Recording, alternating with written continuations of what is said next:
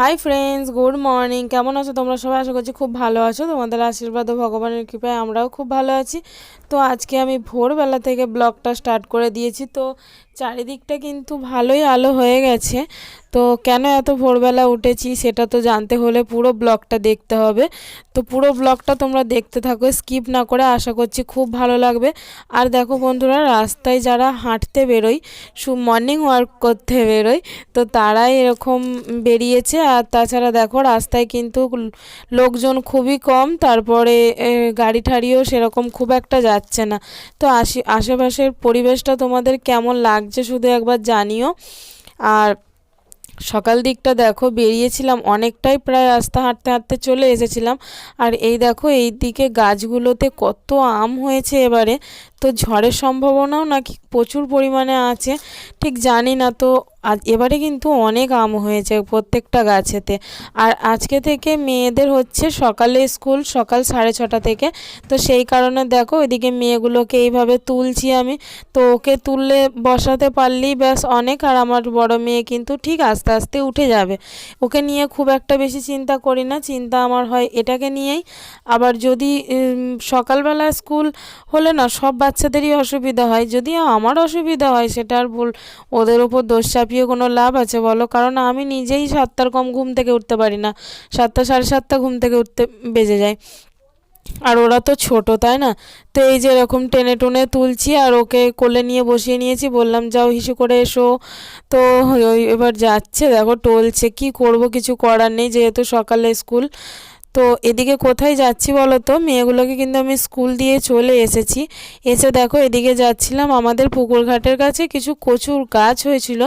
তো প্রায় সময় তো লতিটাই তুলে নিয়ে আসে। আর এদিকে কচু গাছের তরকারি মানে অনেক কদিনই খাওয়া হয়নি। তো তোমরা কারা কারা কচু গাছের তরকারি খাও প্লিজ কমেন্টে জানিও। আর এইদিকে দেখো আমি কাটতে পারবো না বলে মাকে নিয়ে এসেছি, তো মা ভালো করে কাটতে পারে এগুলো। আর যারা ভাবো না হাত ফাত কুটকুট করে, একদমই হাত কুটকুট করে না। তো হাতের মধ্যে একটু তেল মেখে নিলে না কিছুই হয় না। আর ওই কলার যে গাছ, কলাটা যে দেখালাম, তো এইখানে কিন্তু কলা গাছগুলো সমস্ত আমাদের পুকুর ধারে বসানো হয়েছিল বর্ষাকালে। তো এই কলা কাঁদি কোনোটা হয়তো খেতে পায়, কোনোটা হয়তো খেতে পায় না, কারণ একটাও সেইভাবে আমরা পাই না, সবাই নিয়ে নিয়ে চলে যায়। কি করব, কারণ একদম রাস্তার দিকে না, সেই কারণে ওইখানে তো অত দূর আর লক্ষ্য রাখতে যাওয়া যায় না। তো ওই জন্যই মানে দু একটা হয়তো আমরা পাই, আর বেশিরভাগটাই লোকে খায়। তো দেখো আমি এখানে কচু গাছটাকে ভালো করে কেটে নিচ্ছি। আর এই সমস্ত জিনিসগুলো খাওয়া মানে এখানে এসেই ধরতে বলতে পারো শিখেছি। কারণ রান্না বাড়া সেরকম খুব একটা যদিও আমি করি না, মানে পারি না এই সমস্ত রান্নাগুলো, কিন্তু মানে পারতাম না। এখন কিন্তু মোটামুটি ভালোই শিখে গেছি। তো দেখো এভাবে সুন্দর করে ছাড়িয়ে নিচ্ছে। আর আজকে না আমি হাতে তেল মাখিনি, জানি না কি হবে। বন্ধুরা রান্না বাড়া কমপ্লিট। আর এদিকে দেখো মেয়েকেই মাত্র স্কুল থেকেও নিয়ে এলাম। তো আমার রান্না বাড়াও হয়ে গেছে। আর আমার মেয়ের প্রচুর জল তেষ্টা পেয়ে গেছে। আস্তে, যত তাড়া ওর।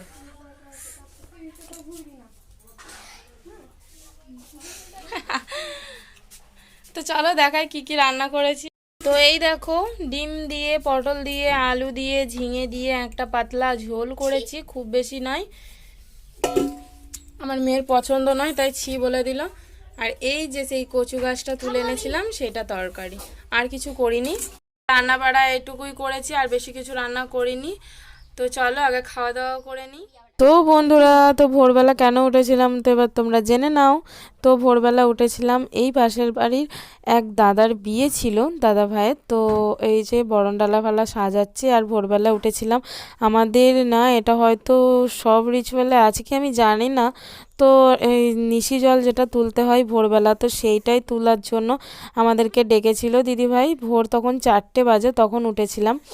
তো উঠে নিশি জল ঠল একটু নিয়ে গিয়ে দিলাম, কারণ সেইভাবে খুব বড় সড়ো করে মানে অনুষ্ঠান হচ্ছে না, তারই মধ্যে মোটামুটি অনুষ্ঠান করছে। তো এই কাজগুলো, এই নিয়মগুলো মানতে গেলে যেরকম 4টে 5টা তো মানুষ লাগেই, মেয়ে মেয়ে বউ লাগে, সেই কারণে আসা আর কি বলা। তো নেমন্তন্ন কিন্তু আমাদের করেছে, সেই কারণেই আরও আমাদের ডেকেছে। আর এই যে আমাদের দিদিভাই যাচ্ছে, এই দিদিভাইয়ের দেওর ওটা, দেওরের বিয়ে হচ্ছে। আর ওনার সবথেকে দুঃখের কথা হচ্ছে ওনার মা বাবা কেউ নেই। তো এই যে দাদা বৌদি সমস্ত কিছু পালন করছে।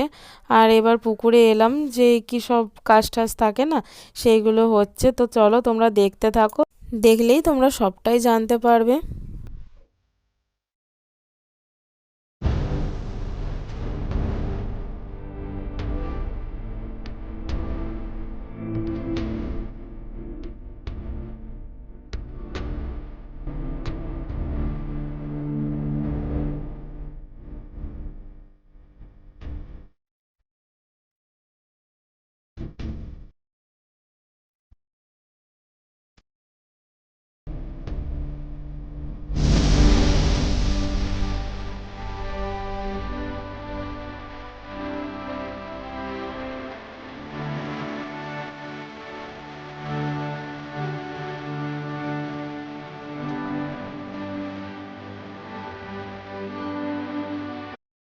তো এই যে পুকুর থেকে পুকুরের কাজ মিটিয়ে চলে এলাম আমরা একদম বাড়িতে।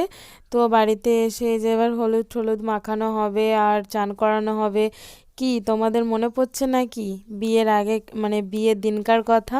তো আমার তো বিশাল মনে পড়ে যাচ্ছে যে না, বিয়ের দিন এই হয়েছিল ওই হয়েছিল। তো তোমরা যদি জানতে চাও অবশ্যই বলবো। তো তোমরা জানতে না চাইলে আর কি করে বলবো বলো, আমার কি মানে কীরকমভাবে বিয়ে হয়েছিল। তোমরা যারা জানতে চাইবে অবশ্যই তোমাদের সঙ্গে শেয়ার করব। তো চলো ওই কথা বাদ দিয়ে এই দিকে আসা যাক, এই কথায় আসা যাক। তো এইদিকে দেখো সবাই মিলে এবার হলুদ মাখামাখি হচ্ছে। তো দাদাভাইকে তো মাখানো হয়ে গেল, তো আমরা মাখাইনি, যেহেতু সম্পর্কে আমাদের অনেকটা বড় হয় সেই কারণে। তো এদিকে দিদি ভাইরা দিদারা সবাই ছিল, ওরা মাখিয়েছে। তো এবার আমরা একটু হলুদ মাখামাখি করে নিই। তো সবাই মিলেই মানে নিজেরা নিজেরা যে কজন ছিলাম সবাই মিলে একটু আনন্দ করে নিলাম। তো তারপরে বাড়ি এলাম, এসে দেখি এই পরিমাণে মেঘ ধরেছে, কি বলবো দেখো শুধু, মানে চারিদিকে জামা কাপড় সব ছড়াছড়ি করা রয়েছে। ভেবেছিলাম কিন্তু প্রচুর বৃষ্টি হবে, কারণ মেঘটা দেখে সেইটাই মনে হচ্ছে। আর একটুকু বৃষ্টি হয়নি জানো তো, শুধু একটু ঝড়ের মতন হাওয়া দিল, তারপরে বন্ধ হয়ে গেল, আর কিছুই হলো না, আবার রোদ্দুর উঠে গেল, মানে কি বলবো। তো বন্ধুরা দেখো আমাদের বরমশাই রেডি হয়ে গেছেন, এবার যাবেন বিয়ে করতে। তো এই যে দাদাভাই উঠে পড়লো, উঠে এবার মানে যা যা সব রিচুয়াল থাকে সেগুলো সমস্ত কিছু পালন করা হয়ে গেল, দিয়ে এইবারে যাবে বিয়ে করতে। তো আবার নতুন এক দিদিভাই নিয়ে আসতে যাচ্ছে। সত্যি এই জিনিসগুলো না খুব মজা লাগে জানো তো। আর আমাদের বরমশাই ভুলে যাচ্ছিলেন মালার কথা। তো মালা না পরে গেলে বিয়েটা হবে কি করে বলো তো। তো মালাটাই একদম পরতে ভুলে যাচ্ছিল। তো কি আর করা যাবে, অবশেষে কি ভাগ্যিস বাড়িতেই মনে পড়ে গেছে, না হলে রাস্তায় বেরিয়ে গেলে তো অসুবিধা হতো, তাই না। তো এদিকে বলছে দাদাভাই বলছে আমার ঘাড়ে এমনিতেই ব্যথা, আবার দুটো মালা। তো কি বলবো, এইভাবে সবাই মিলে হাসাহাসি করা হচ্ছিল। তো এই যে দাদাভাই একদম পুরো ফুল রেডি হয়ে গেছে। তো এবার বাইরের দিকে যাওয়া হবে। তো আমাদের বাড়ির সামনেই আছে এক মনসা মায়ের মন্দির, তো সেইখানে যাবে একবারে প্রণাম করে নিতে। তো এই যে প্রণাম টনাম করতে যাচ্ছে এবার। তো বর্মশাইয়ের পিছু পিছু দেখো কত লোক যাচ্ছে, অন্য সময় কিন্তু গেলে পরে কেউ যায় না, যেহেতু বর্ষা যে সেজেছে। ভিডিওটা আর বেশি বড় করছি না, যদি ভালো লাগে কি করতে হবে সেটা তো তোমাদের কি বলে দিতে হবে, তো বলেই দিই। যদি ভালো লাগে একটা লাইক করো, আমার চ্যানেলটা সাবস্ক্রাইব করো, করে আমার পাশে থেকো। আর পাশে থাকা বেল আইকনটি প্রেস করে দিও, যাতে যখনই আমি ভিডিও ছাড়বো তখনই তোমাদের কাছে নোটিফিকেশান পৌঁছে যাবে। তো চলো আর বেশি বড় করছি না, বড় করলে তোমাদের অসুবিধা হবে দেখতে। তো চলো আজকের মতন টাটা, দেখা হবে নেক্সট কোনো ব্লগের সঙ্গে। ততক্ষণ তোমরা সুস্থ থেকো, ভালো থেকো, বাই।